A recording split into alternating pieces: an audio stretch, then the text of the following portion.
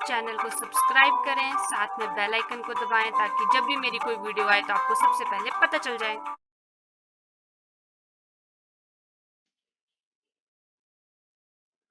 Hello everyone, welcome back to your own channel.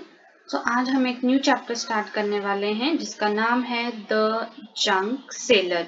ये है हमारा चैप्टर नंबर 6 और इससे पहले हमने 5 चैप्टर कंप्लीट कर लिए हैं। आई होप आपने पुरानी सारी वीडियोस देख ली होंगी।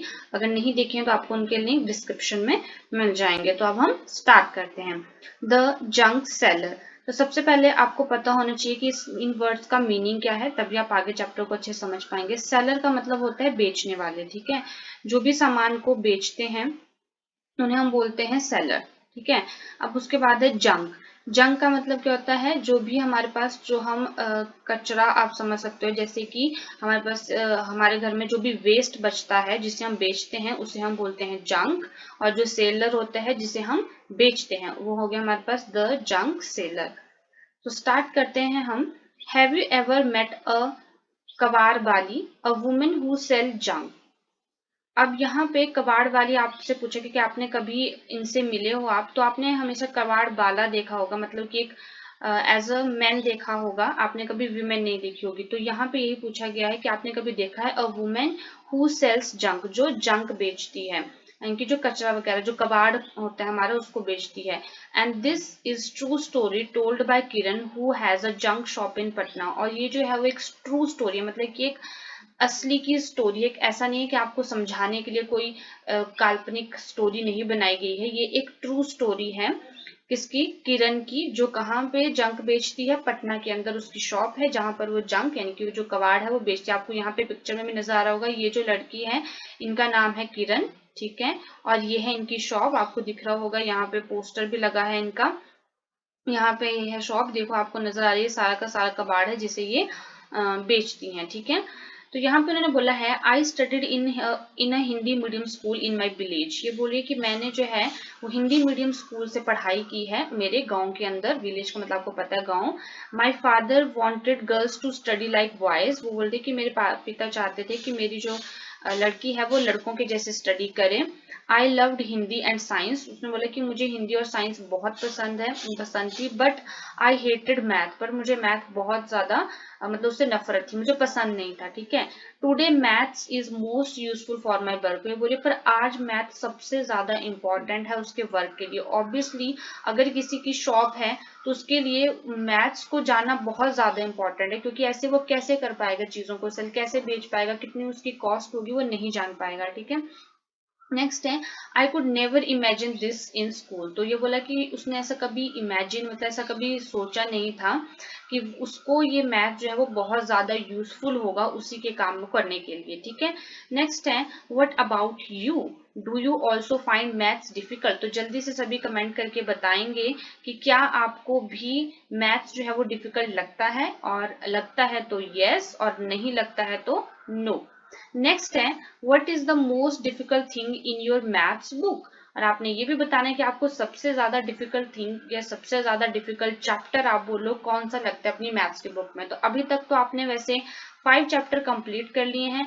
आप उन्हीं 5 चैप्टर में से कोई भी एक चैप्टर ऐसा है जो आपको डिफिकल्ट लगता है, आप यहाँ पे उसको देख सकते हो, या 1 2 3 कुछ भी कमेंट करके बता सकते हो। नेक्स्ट है what do you think in the easiest lesson.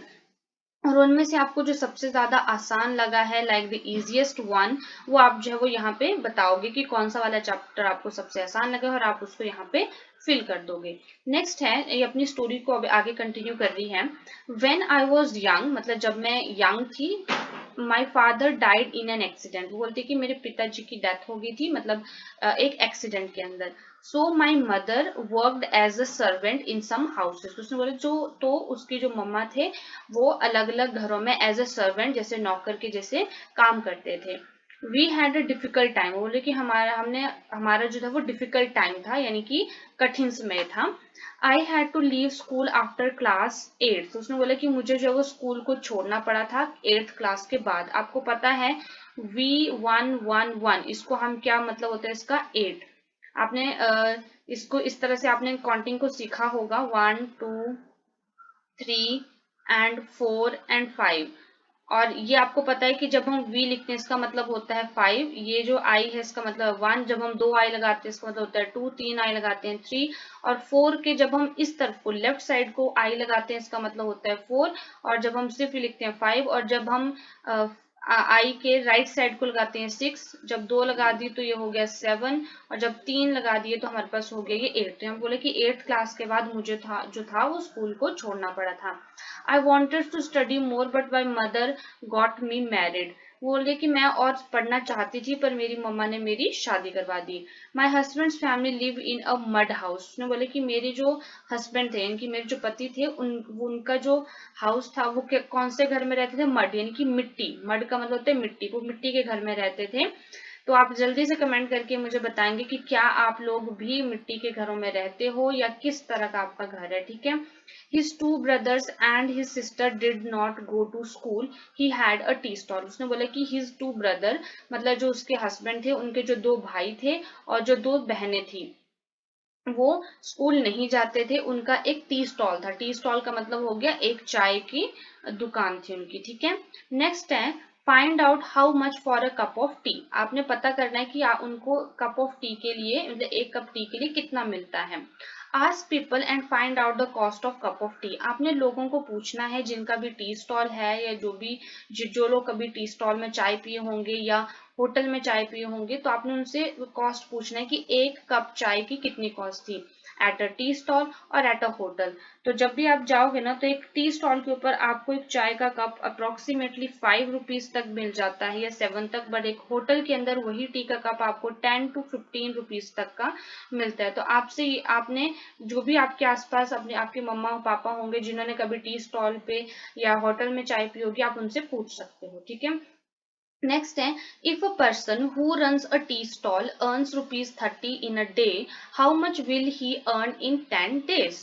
तो यहाँ पे बोला गया है कि कोई एक ऐसा पर्सन है जो 30 रुपए कमाता है दिन का, तो उसको 10 दिनों के अंदर वो कितने कमाएगा। तो बहुत ही सिंपल सी बात है, मैंने आपको पहले भी करवाया था कि जब आपको एक चीज के बारे में पता है और आपको बहुत सारी चीजों के बारे में जानना है, तो हम क्या करते हैं? मल्टीप्लाई कर देते हैं। बहुत ही सिंपल सी बात है, ठीक है।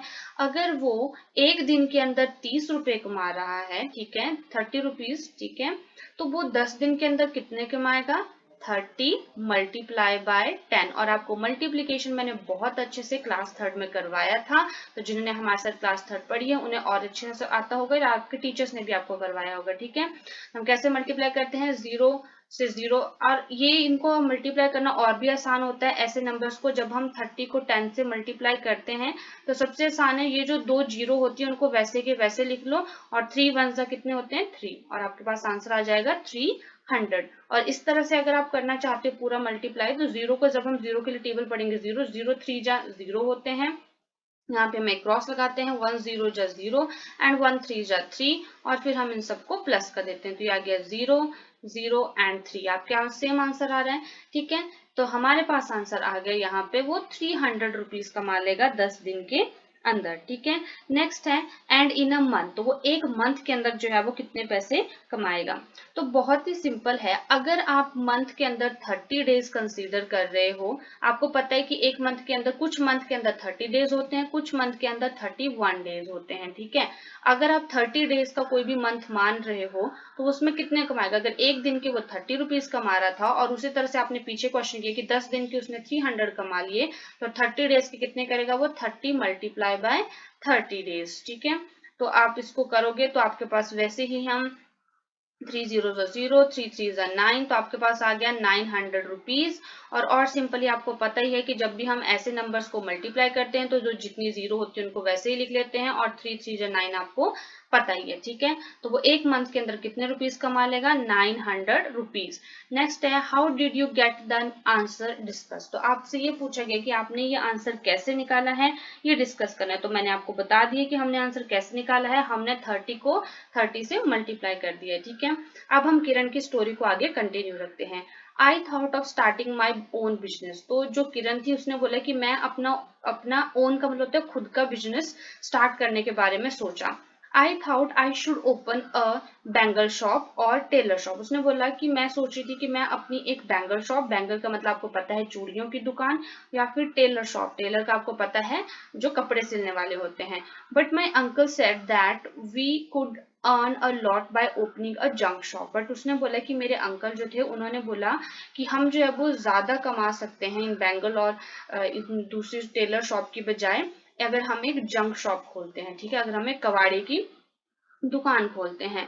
In 2001, my brother-in-law and I opened a junk shop and we took a loan of 8,000 for the shop. उसने बोला कि 2001 में मैंने मेरे mother in law and I, mother in law का मतलब होता है सास, आप समझते होंगे, या आप यूं समझ लो कि मदर, ठीक है, जो मेरी my mother in law and I open a junk shop, ठीक है, मेरी मदर इन लॉ और जो मैंने था वो एक जंक शॉप खोलती हूँ और मैंने उस जंक शॉप को खोलने के लिए 8,000 रुपए लोन लिया था, ठीक है।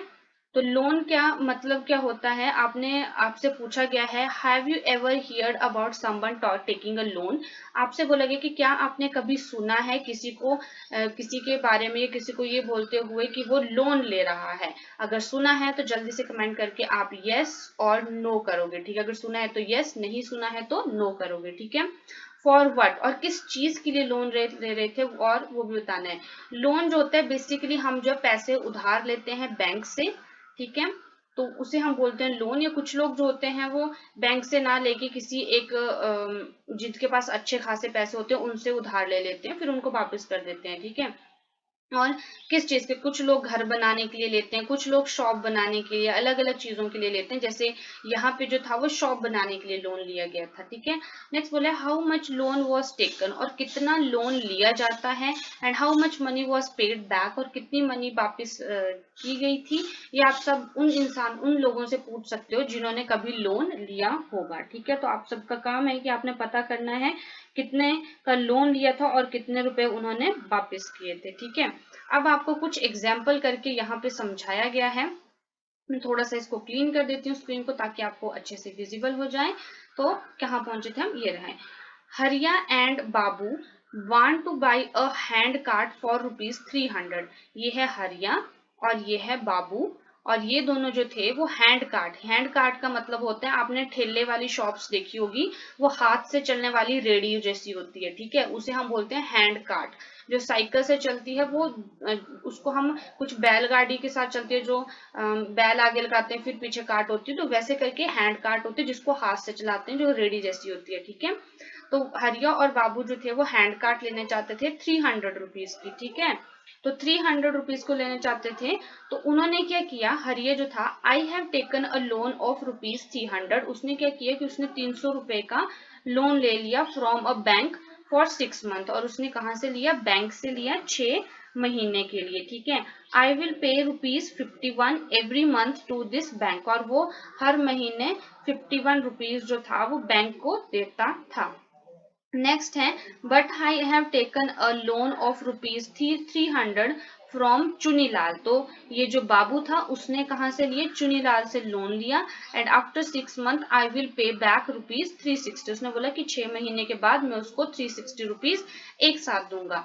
तो अब आपसे क्वेश्चन पूछा गया है हु हैज टू पे बैक मोर, हरिया और बाबू। तो ये बताओ कि हरिया और बाबू में से किसको जो थे वो ज्यादा पैसे देने पड़ेंगे बैंक को। तो आप ये बहुत आसानी से निकाल सकते हो, कैसे, देखो। अब हरिया जो था उसने लिया बैंक से लोन 300 रुपीज का, किसने लिया, हरिया ने, ठीक है, यही हमने अभी क्वेश्चन में देखा, हरिया ने लिया। और उसने क्या किया कि उसने सोचा कि ये इन 300 रुपीज को 6 मंथ के अंदर वापस कर देगा, ठीक है। तो उसने क्या किया, वो हर मंथ 51 रुपीज जो था वो बैंक को देने लगा। तो अब टोटल उसने कितने रुपीज दे दिए होंगे उसको, सिर्फ एक मंथ दिया उसने 51 रुपीज, नेक्स्ट मंथ फिर 51 रुपीज दिए, नेक्स्ट मंथ फिर 51, नेक्स्ट मंथ फिर से 51, नेक्स्ट मंथ फिर से 51, नेक्स्ट मंथ फिर से हो गया 1 2 3 4 5 6, क्योंकि 6 मंथ का उसने लोन लिया था तो उसको 6 मंथ के अंदर ही वापिस करने पड़ने थे, ठीक है। तो कितने हो गया 1 2 3 4 5 6, ये हो गया 6, 5 plus 5 10, 10 plus 5 15, 15 plus 5 20, 20 plus 5 25, 25 plus 5 30। तो उसको 306 रुपीज देने पड़ेंगे 6 मंथ के अंदर अंदर। और दूसरा था बाबू, जिसने एक चुनीलाल से लोन लिया था 300 रुपीज का, और उसने बोला कि जब उसके पास पैसे इकट्ठे हो जाएंगे 6 मंथ के अंदर वो इकट्ठे कर लेगा, और वो उसको एंड में 360 रुपीज देखा। तो देखो 306 कम है 360 से, मतलब कि बाबू ने जो है वो ज्यादा पैसे लौटाए। और इस तरह से करना आपको ज्यादा डिफिकल्ट हो जाएगा, और इसीलिए मैंने बोला था कि एडिशन को, इनकी सम को आसान करने के लिए ही हम मल्टीप्लाई करते हैं। अगर एक मंथ के अंदर आप 51 रुपीज दे रहे हो तो 6 मंथ के अंदर आप कितने दोगे? Multiply by 6, simple. 6 1 जा 6, 6 5 जा 30, आगे आंसर 306। ये मैंने आपको समझाने के लिए इलेबोरेट वे में बताया है, पर एक्चुअल कैलकुलेशन में आप 51 मल्टीप्लाई बाय 6 करोगे डायरेक्ट, तो आपके पास आंसर आ जाएगा। तो यहाँ पे आपका आंसर क्या होगा? किसने ज्यादा पैसे दिए? बाबू ने। तो हम यहाँ पे इसको फिल कर देंगे। ठीक है, आसान था। नेक्स्ट क्वेश्चन की तरफ चलते हैं। अब किरण की स्टोरी को आगे कंटिन्यू करते हैं। People laughed and teased us about our work. जो लोग थे वो हमारे ऊपर हंसते थे, और टीज का मतलब होता है चिढ़ाते थे हमारे काम के लिए। दे कॉल्ड इट एज गंदा काम और डर्टी बिजनेस। वो लोग इस काम को जो थे वो गंदा काम, और डर्टी मतलब कि डर्टी का मतलब हो गया गंदा, या आप बोल सकते हो अनहाइजीनिक काम ये बिजनेस कर रहे थे। So but I did not think so. बोल रही कि पर मैं ऐसा नहीं सोचती थी। I knew this idea would work. बोल रही कि मुझे पता था कि ये आइडिया वर्क करेगा। Now we have a pucca house, मतलब पूसा हाउस मतलब आप इस तरह का हाउस देख सकते हो यहाँ पे, विद इलेक्ट्रिसिटी, मतलब हमारे घर में इलेक्ट्रिसिटी भी थी। और उसने बोला वी हैव अ फ्रिज, हमारे पास फ्रिज भी था, अ टीवी, हमारे पास टीवी भी, and a gas stove. My husband's brother sister and also my daughter go to school. मेरे मतलब हस्बैंड के जो ब्रदर्स थे जो पहले नहीं जाते थे स्कूल को, और उसकी सिस्टर भी, अब वो भी, और उसकी एक डॉटर थी मतलब उसकी जो बेटी थी, वो सब स्कूल जाते थे। ठीक है। I have 9 rickshaws of my own. वो बोली कि मेरी जो है वो 9 रिक्शा हैं, and I give the rickshaws on rent. उसने बोला कि मैं जो हूँ वो रिक्शा को रेंट पर देती हूँ, एंड ईच फॉर ₹20, और हर एक जो है वो 20 रुपए की देती हूँ। On Sunday I do not take any money from them. पर संडे को मैं उनसे कोई भी मनी नहीं लेती हूँ। तो इसी के ऊपर कुछ क्वेश्चंस हैं। How much does Kiran earn from 9 rickshaws in 8 days. की किरण जो है वो 9 रिक्शा से, how much Kiran earn from 9 rickshaw in a day, की एक दिन के अंदर वो 9 रिक्शा से कितना कमाती है। For 1 rickshaw she get 20 per day, so for 9 rickshaw she will earn rupees dash. तो कितनी करेगी? बहुत आसान है ये भी। ये सारे क्वेश्चन आपको नजर आ रहा होगा मल्टीप्लीकेशन किए। देखो अगर उसे एक दिन में मतलब एक रिक्शा के वो एक दिन के 20 रुपए लेती है, तो 9 रिक्शा के वो कितने देगी? 20 multiply by 9। As simple as that.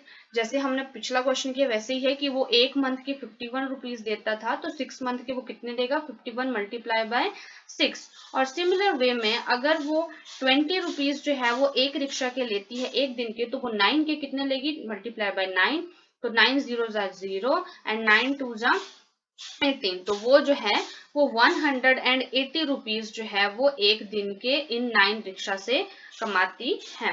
Next है, but I will do it like this. 9 times 2 is 18, so 9 times 20 is 180। उसने ये जो है ये वाली चींटी बोली कि मैंने इस कैलकुलेशन को कैसे किया। 9 times 2 मतलब 9 multiply by 2 is equal to 18। आपको पता है 9 2 जा 18 होते हैं।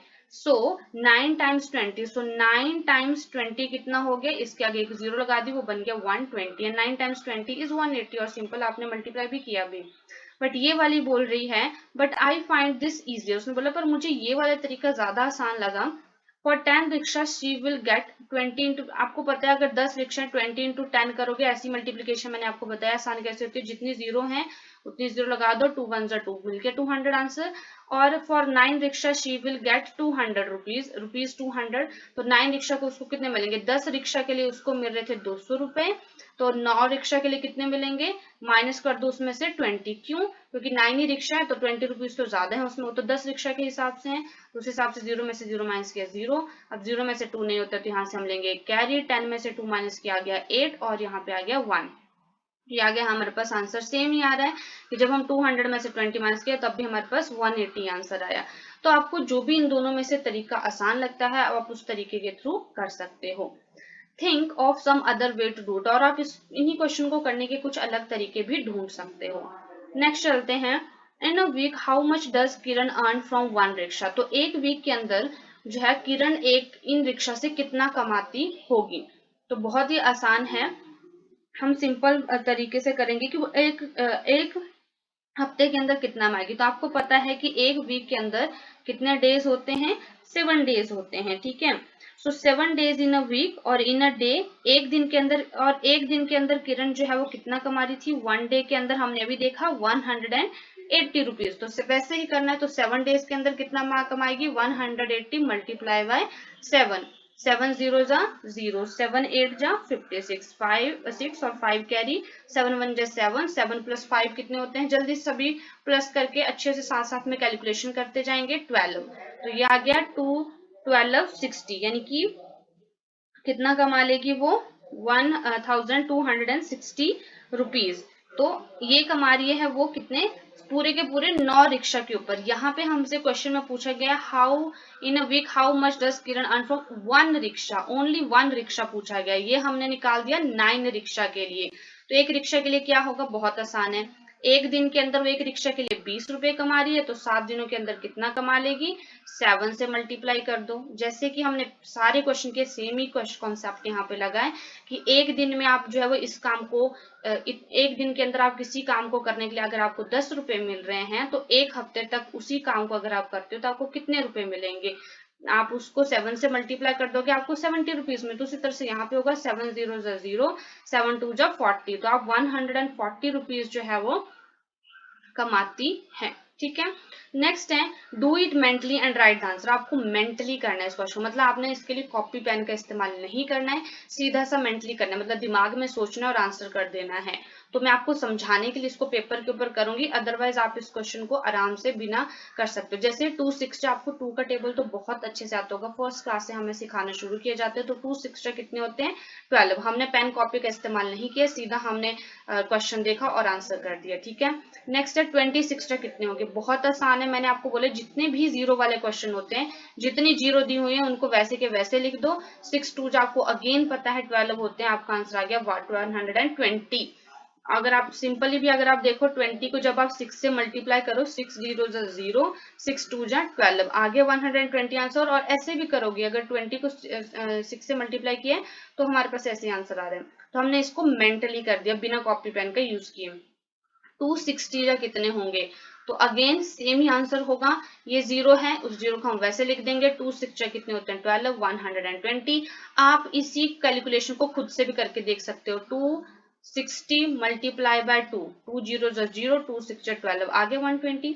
नेक्स्ट है 3 इंटू 42, 342 सेम है, 42 मल्टीप्लाई बाय 3, 3 2 जा 6 और 3 4 जा 12, आगे आंसर 126।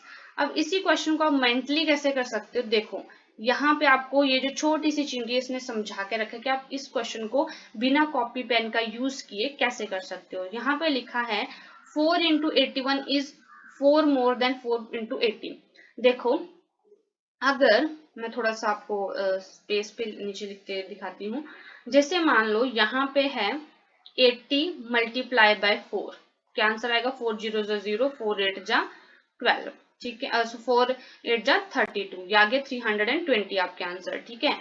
अब यहाँ पे आपको कैसे कर सकते हो, और मैंने इन क्वेश्चन को और कैसे बताया, अगर जब भी हम ऐसे करते हैं 4 0 जो 0 ही होते हैं, 4 8 जा 32, 320 आ रहे हैं, ऐसे भी आप कर सकते हो। अगर आपको दिया जाए 81 4 जा कितने होंगे, तो कैसे आप कर सकते हो, पहले आपको मैं मल्टीप्लाई करके सिंपल आंसर दिखा देती हूँ कि क्या होगा। 4 1 जा 4, 4 8 जा 32, कितना आंसर आ रहा है आपका 324।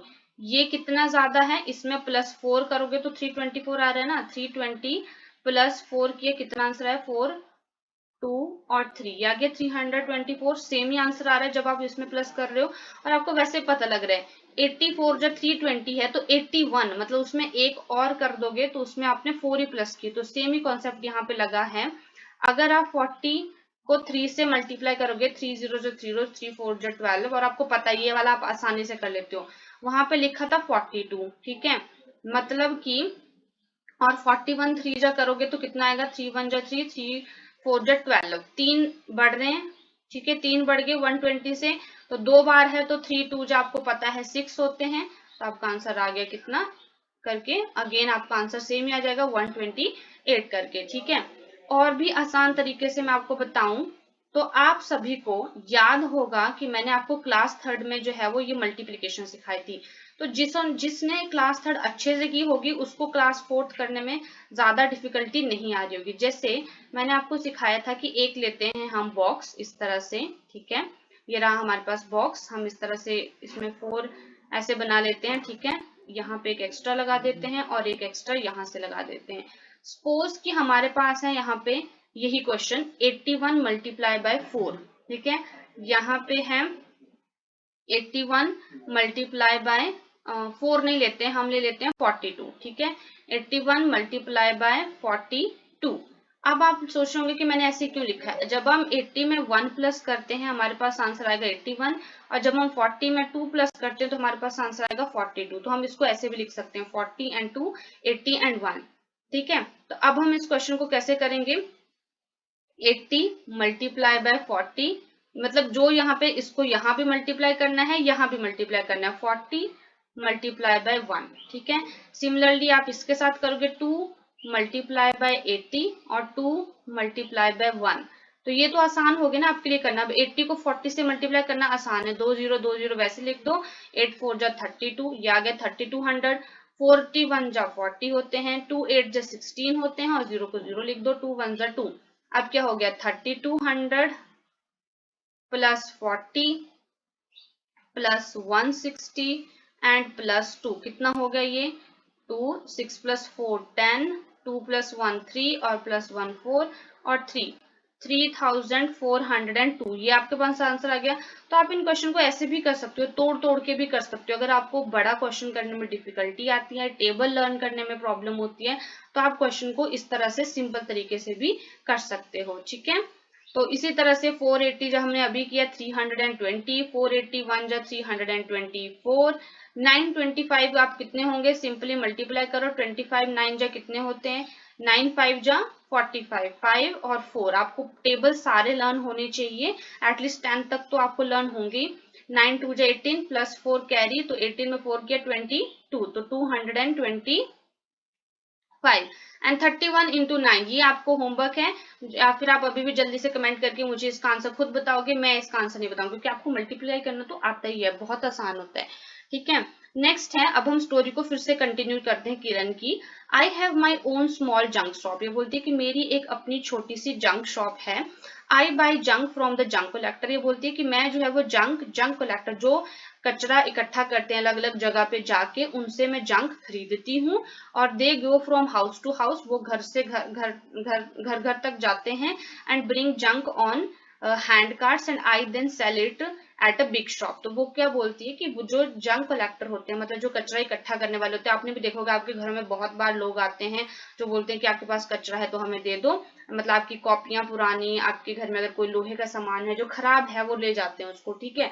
तो वो बोल रही है कि वो जो जंक कलेक्टर होते हैं वो घर से एक घर से दूसरे घर को जाते हैं, वहां से हैंड कार्ट मतलब जो रेडी जैसी होती है उसके अंदर जो है वो सामान को डाल के लेके आते हैं, और फिर मैं उसको जो है बड़ी शॉप के ऊपर बेच देती हूँ। सो हाउ मच टू पे फॉर दिस जंक, और उस जंक को कितना पे करना पड़ता है उस जंक के लिए, वो बताया गया है यहाँ पे। So Kiran has bought some junk from the junk collector, तो किरण जो है वो कुछ जंक जो है वो जंक कलेक्टर से खरीदती है। Look at the next page the rate list to see the today's rate, आपको नेक्स्ट पेज के ऊपर जो एक रेट लिस्ट मिलेगी जहां पे सारी चीजों के रेट लिखे होंगे। Help Kiran to find out the cost of the junk, तो आपने किरण की हेल्प करनी है हर एक जंक के कॉस्ट के बारे में पता करने में। एंड हाउ मच विल किरण पे फॉर 31 kg न्यूज़पेपर, तो ये क्वेश्चन और ये वाला कॉन्सेप्ट हम कल करेंगे। आई होप आज का आपको अच्छे से समझ आया होगा। एक बार आप वीडियो को एटलीस्ट 2 बार जरूर देखो ताकि आपको अच्छे से समझ आए, और अगर आपको वीडियो अच्छी लगी होगी तो वीडियो को लाइक करना, शेयर करना और चैनल को सब्सक्राइब करना ना भूलें। साथ में बेल आइकन को दबाएं ताकि आपको आगे की सारी नोटिफिकेशंस मिलती रहें। और अगर आपका कोई भी भाई बहन 3rd क्लास में है तो आप उनको हमारी पिछली ईयर की वीडियोस रिकमेंड कर सकते हो जिसमें हमने हिंदी, मैथ, इंग्लिश, साइंस सारे सब्जेक्ट पढ़ाए हैं। Thank you.